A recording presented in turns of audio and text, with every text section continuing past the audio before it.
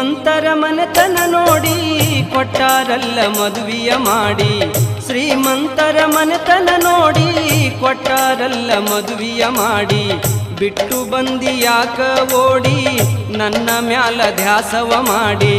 ಬಿಟ್ಟು ಬಂದಿ ಯಾಕ ಓಡಿ ನನ್ನ ಮ್ಯಾಲ ಧ್ಯಾಸವ ಮಾಡಿ.